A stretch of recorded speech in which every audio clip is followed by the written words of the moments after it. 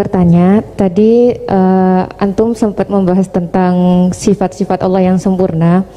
Beberapa hari yang lalu ada teman saya yang tanya ke saya, Mbak Nafilah, kebetulan anak ini memang baru hijrah gitu ya, baru belajar Al-Quran, baru baca-baca. Dia tanya, Mbak Nafilah, Allah itu boleh nggak disifati sama sifat yang mohon maaf kurang baik seperti makar, penipu atau yang lain, karena Allah kan sangat sempurna. Dan dia kebetulan waktu itu dia lagi menyebutkan ayatnya ke saya yang wayamkurullah wayamkuruna gitu. Wa makaru wa makarullah wallahu khairul makiri wa hum la yash'urun. Nah di situ dan di surat Al-Anfal juga ada ayat yang tentang Allah itu sebaik-baiknya tipu daya gitu, mempunyai tipu daya yang sebaik-baiknya. Nah itu kan menunjukkan kalau Allah itu punya sifat tipu daya. Jadi dia waktu itu agak ngotot ke saya, berarti Allah juga bisa dong disifatin sama sifat yang jelek-jelek yang seperti itu Mbak Nafilah gitu katanya. Menurut antum itu gimana? Saya juga masih belum jawab sampai sekarang pertanyaannya teman saya itu, karena saya masih bingung gitu. Jadi saya tanya sama Gus gitu, mungkin ada pencerahan gitu buat saya menjawab gitu. Terima kasih. Assalamualaikum warahmatullahi wabarakatuh. Itu begini ya, jawab seperti itu rileks saja. Yang jelas jenengan harus terima kasih sama yang tanya, nganggap jenengan pinter itu. Sampai tanya itu berarti nganggap jenengan pinter. Itu satu prestasi itu, orang nggak semua orang ditanya itu. Itu begini ya kalau dalam ilmu balaghah. Makanya saya ini kan pengajar ya, pengajar fikih juga pengajar balaghah, juga pengajar tasawuf, pengajar mantek. Kalau di pesantren kan memang semua itu diajarkan Pak Fatullah. Ini juga dulu mondok di buyut-buyut saya di Kudus itu, di pondok tertua di Kudus buyut saya. Makanya hormat saya itu bukan karena beliau punya etika, memang aturannya harus hormat gitu. Saya juga harus hormat beliau karena beliau rektor, ya sudahlah saling menghormati. Bapak itu kalau sama penanya itu hormat, ditanya dia sudah sopan, jadi kita harus menghormati orang sopan. Yang tanya hormat ke kita karena kita dianggap alim, kita hormat sama penanya karena orang sopan. Mau tanya itu juga gengsi loh. Masa dokter tanya itu kan ribet kan. Saya kemarin ditawani di Unisula masuk dikasih dokter honoris causa. Kenapa Gus gak mau? Saya takut kalau masuk neraka. Masa dokter masuk neraka karena saya kan ya tidak lucu juga itu. Akhirnya dokter-dokter itu iya Gus, saya udah pernah kepikiran ya. Akhirnya mereka terus mau udah takwa. Udah Gus, kita harus takwa, kan mahal dokter kok masuk neraka.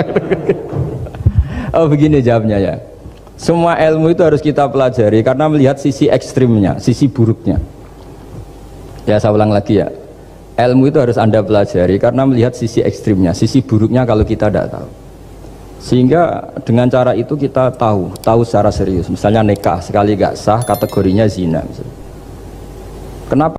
Kenapa anak angkat dilarang oleh Islam? Saya ulang, kenapa anak angkat dilarang oleh Islam? Kalau mau baik-baik saja, tapi gak perlu ada anak angkat. Karena apa? Sekali perempuan ini tadi ditulis misalnya binti Fathul Wahid, binti Bahauddin, itu nanti di KUA itu dikira itu walinya, padahal hakikatnya tidak walinya. Maka enggak. Nah, ketika ini menikahkan, nikahnya sah enggak kan? Karena dinikahkan oleh orang yang hakikatnya tidak walinya. Itu satu.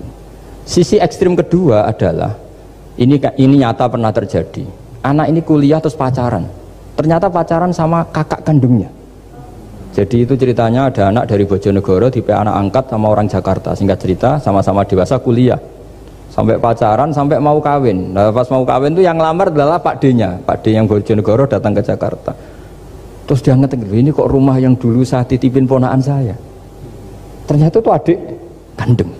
Karena si adiknya tadi pakai binti langsung yang Jakarta, sehingga anak Bojonegoro perasaannya pacaran sama anak Jakarta. Nah, di sini kelihatan betapa hebatnya Islam ketika benar-benar melarang anak angkat dengan makna menasabkan. Kalau dengan makna kasih sayang nggak apa-apa ya, tapi kalau dengan makna menasabkan nggak boleh. Paham ya? Karena ada sisi ekstrim nanti bahayanya tadi.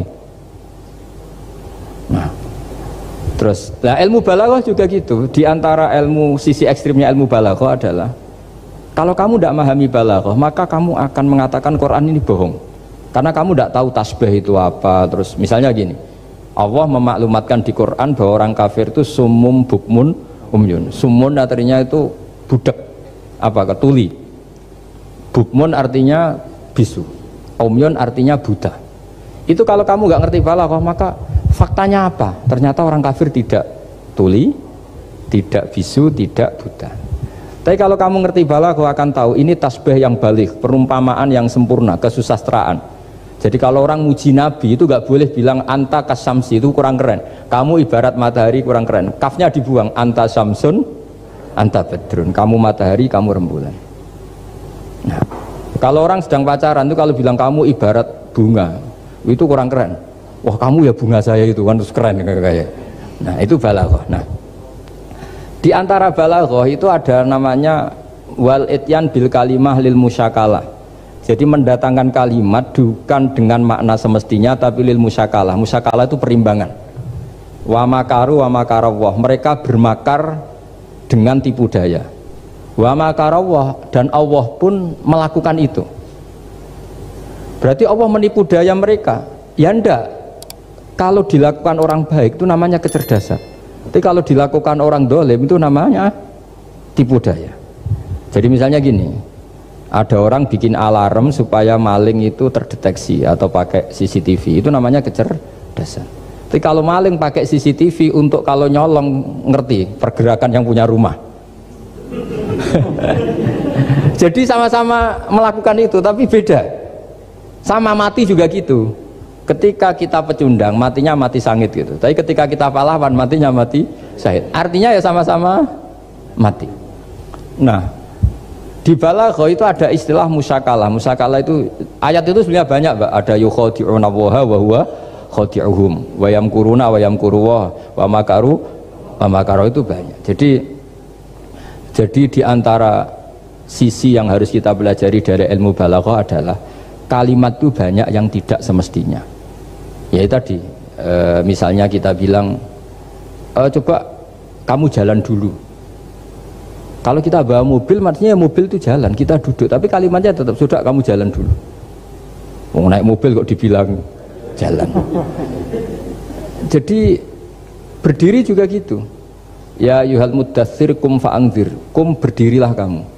Berdiri maknanya mengurus sesuatu yang serius, itu orang Arab bilang berdiri. Sehingga disebut wayuki munas sholat, dan mereka mendirikan sholat. Apa semua sholat itu bentuknya berdiri? Nah, nuruti cangkem elek kan protes ya? Makanya begitu juga sholat. Sholat itu harus menghadap kiblat.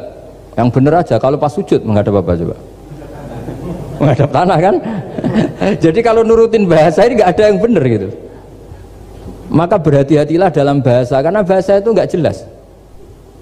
Kalau kamu sedang senang istri kamu, mesti bilang gini, wah saya cinta kamu karena kamu cantik. Harusnya istrinya tersinggung. Tersinggung gini, berarti suatu saat kalau saya jelek Anda sudah tidak cinta kan? Kebetulan para istri tidak pinter sehingga dipuji gitu ya seneng. Sebetulnya itu tidak pujian, itu bahaya itu. Berarti dia mencintai saya sejauh saya masih cantik. Kalau enggak ya sudah macam-macam. Dan ya rata-rata macam-macam betul itu. Artinya bahasa itu nggak usah dimaknani. Makanya saya kemarin bilang sama Pak Rohidin itu, Mbok ya UI itu kalau ngaji misalnya Bukhari dengan pemaknaan ulama. Karena maknani bahasa ini satu pekerjaan yang kalau tidak ulama tidak bisa. Apalagi bahasanya Rasulullah SAW. Bahasa itu susah. Dalam keseharian saja kita maknani susah, apalagi bahasanya Quran dan hadis. Ya contoh paling gampang gitu. Wa yuqimuna sholat, mendirikan sholat. Kita berdiri tegak demi bangsa ini. Memangnya perang harus berdiri, kadang harus tiarap kan? Jadi bahasa itu selalu sering kalau di balaghah disebut hakikat dan majas. Ada makna hakikat, ada makna. Dan itu harus kita kaji. Kalau enggak ya fatal, memang hasilnya fatal. Kalau enggak ya. Makanya saya dulu ketika ngaji itu ya banyak santri yang agak kurang ajar betul. Sampai saking rajanya gini Pak Khalim, Anda orang teknik pasti tahu. Gus, soft paling baik itu yang mana? Soft awal kata saya gitu. Baru agak baik kedua, ketiga. Ya kalau gitu gampang Gus, masjid tuh bikin selatan utara, semuanya soft jadi awal. Selagi bentuknya barat timur pasti ada dua tiga. Paksa mereka di soft awal dengan desain masjid selasa utara apa? Bukan panjang ya, selatan utara, sehingga semuanya di soft awal. Terus dia tanya lagi, lalu soft paling baik mana? Yang sisi kanannya imam kan itu urutannya. Ya sudah, imamnya letakkan paling selatan, sehingga semua makmum posisinya di kanan. Ya kalau itu anjuran Islam ya didesain sak bangunannya katanya. Ribet gitu. Coba kalau kamu jadi kiai ditanya gitu mangkel apa enggak? Oh ini kurang ajar betul orang ini. Selagi bangunannya memungkinkan soft 2, 3 pasti nanti ada soft 2 dan dipaksa saja, yaitu tadi bangunannya memanjang selatan utara, imamnya diletakkan paling selatan. Terus saya gantian tanya, lalu setelah begitu yang paling afdol siapa? Yang paling dekat? Ya sudah imamnya kerubuti saja gitu. Itu, nah makanya yang sering perdebatan NU dan Muhammadiyah, dan itu kalau mau dianalisis secara ilmiah sebetulnya normal semua. Karena teks hadis itu memang butuh pemaknaan. Nabi, saya beritahu ya, Nabi itu kalau habis sholat itu memang di semua teks itu akbala ali nabi wajih. Saya sering ketemu tokoh-tokoh Muhammadiyah ya baik-baik saja, ketemu tokoh NU ya baik-baik saja, karena ini masalah teks. Saya ulang lagi, karena Rasulullah SAW idan sorofa min sholatihi akbala ali nabi wajih. Nabi setelah sholat itu menghadap ke musolli, ke makmum, kira-kira kalau Indonesia menghadap ke timur. Tapi di sebagian riwayat Nabi itu kalau habis sholat itu melakukan sesuatu yang menunjukkan kalau dia sudah selesai sholat. Jadi filosofinya itu yang penting memaklumatkan kalau beliau sudah sholat. Karena dulu itu begini, Nabi itu kan tokoh sentralnya, beliau akramul khalqi, beliau sayyidul anbiya wal mursalin. Sehingga orang tuh kadang lari itu dari jarak 7 kilo, 6 kilo, 7 kilo lari supaya menangi sholat bersama Nabi. Nah, ketika mereka jadi posisi masbuk itu tertinggal oleh imam. Kalau Nabi posisi tetap menghadap ke barat dengan posisi orang sholat, nanti yang baru datang ngira Nabi masih sholat. Dan kalau kadung makmum ternyata Nabi sudah selesai. Itu sholatnya namanya nggak sah. Karena apa? Mengikuti orang yang hakikatnya sudah ada sholat. Terus semenjak itu jadi ilmu, maka kesunatan bagi imam setelah salam harus memaklumatkan ke hadirin kalau sholatnya selesai. Itu bisa dengan gerakan menghadap ke makmum atau menghadap ke utara atau apalah pokoknya, yang penting jangan rokokan lah misalnya itu. Ya pokoknya itu aja disarah-sarah. Ini cerita pendapat ulama, bukan pendapat saya. Jadi segampang itu ulama. Sehingga ya orang-orang yang alim dari kelompok Muhammadiyah yang lihat NU yang begitu ya biasa, yang alim melihat Muhammadiyah gitu ya biasa. Karena kita ini masalah teks. Apa? Masalah teks. Teks itu mesti orang akan memaknai secara proporsional. Saya berkali-kali menyontohkan kemarin ngaji di Ulil Albab. Wa ma min amin illa wa yukhayyalu takhsis. Tidak ada kalimat umum kecuali terbayang khususnya. Enggak boleh kalimat selalu umum. Misalnya saya contoh paling gampang itu tadi. Cung nak melaku jo plengaan itu. Kalau jalan jangan toleh kanan toleh itu. Semua ilmu adab pasti begitu. Tapi kalau di jalan raya tetap enggak melengak. Tapi itu enggak diutarakan oleh orang tua kita karena anak ini pasti paham lah kalau mau nyebrang jalan ya harus. Tapi kalau kita nasihati kan tetap, Cung kalau jalan-jalan jangan lihat kanan, lihat kiri, jangan. Tapi hakikatnya sama. Cung kowe nak sholat sing anteng tuh kan enggak gerak. Wah ya enggak sah lah, tahu enggak rukuk, enggak sujud, anteng aja. Ada ini cerita. Jadi kalimat itu sesuatu yang pemaknanya itu pasti proporsional gitu. Kalau kamu sholat dinasihati gimana? Sing anteng. Ya sholat kalau anteng sah enggak kira-kira? Enggak sah kan berarti enggak rukuk, enggak sujud kan anteng aja diam aja. Ya sama, saya berkali-kali nyontohkan istri kamu kalau sedang baik dengan kamu, sudahlah Pak, kamu ingin apa saja tak dukung, bilangnya apa saja. Tapi kamu jawab, saya ingin poligami. Wah, perkara itu. Padahal bilangnya apa saja. Maksudnya kecuali itu kan gitu. Ya makanya ini cerita lah. Quran itu ada sekian kalimat yang maknanya itu proporsional. Seperti wa makaru. Jadi misalnya gini ya, contoh paling gampang yang populer. Nabi di Gua Thur. Gua Thur itu ya gua Arab ya. Kedalamannya enggak banget dalam. Terus Allah merekayasa itu dengan cara ada laba-laba yang masang jaringnya di situ, terus ada burung dara yang di situ.